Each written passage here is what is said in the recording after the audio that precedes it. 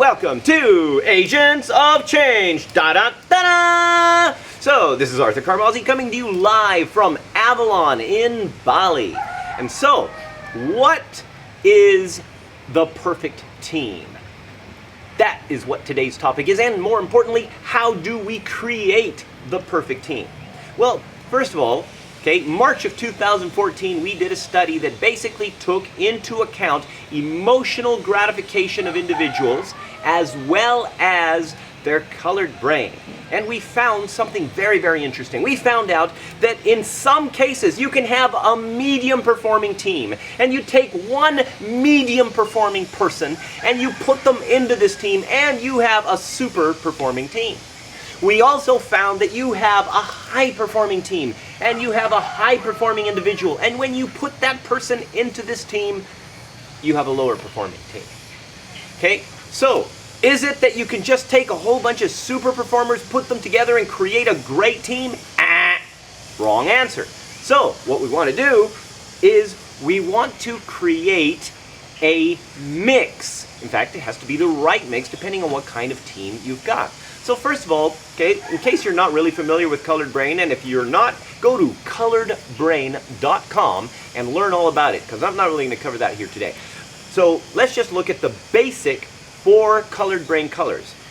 Green, chaotic processing, nothing's connected, action in order to get clarity. Red, they connect things through analysis and are very structured in their process and must have clarity before action.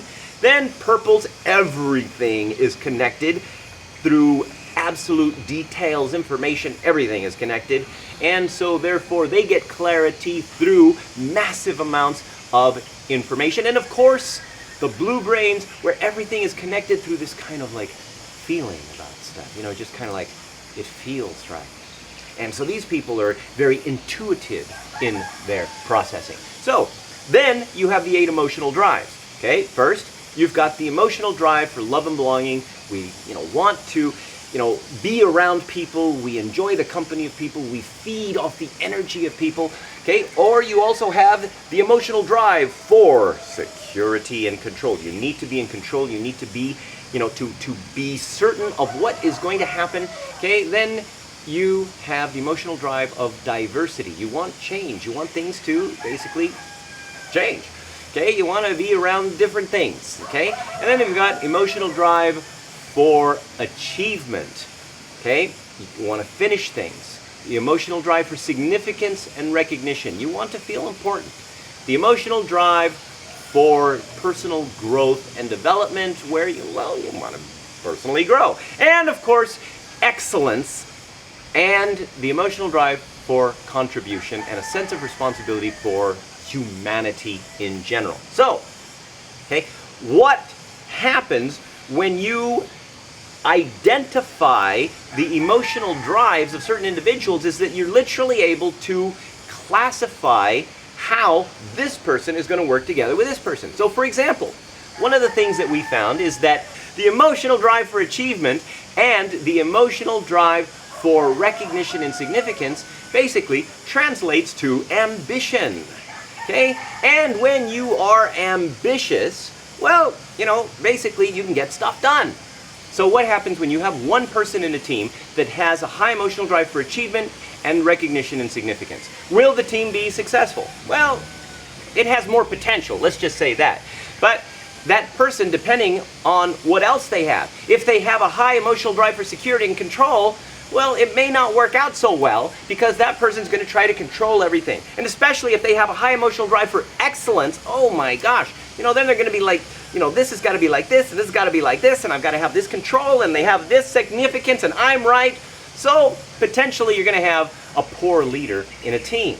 Now what happens though if that same person with high emotional drive for achievement and also with recognition has a high emotional drive for love and belonging, and maybe a high emotional drive for growth? That person is now going to listen to people. He's going to be learning. He's going to accept other people's ideas. So even though achievement and recognition are 2 drives that basically create ambition, the other drives that person has is also going to determine what kind of a leader they are. And now what happens if you've got 2 people? that have love and belonging, recognition, and significance in one team. Is that going to be good?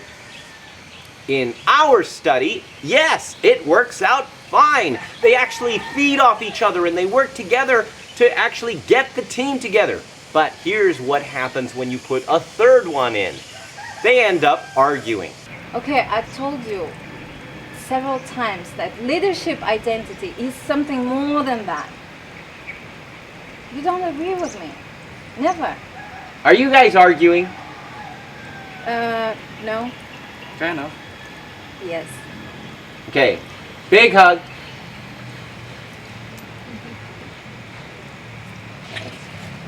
So the point is to basically get a fun team that is actually able to, okay, maybe not that fun, okay, but a fun team that is able to really make things happen and that is able to bring out the best in every single team member. So check out our blog post at, right over here, there should probably be some address or link or, anyway, there's all this stuff on here. We got some checklists, we got some stuff, okay? There's some links down here on this post, and it's all gonna take you to all the places you need in order to find out about how to create your awesome team matrix and identifying the right people to put into your team to make not just one person awesome, but everybody in the team awesome, and stop creating underachievers. This is Arthur Carmazzi wishing you great success and awesome change. Please don't leave me out in the rain. Share this with everyone. Make comments, okay? Leave all sorts of questions that you have so that we can answer them in the next videos. And make sure, of course, you tell everybody about this. And don't forget hashtag Agents of Change and hashtag Arthur Carmazzi. With that, again, I wish you great success and change the world in the process.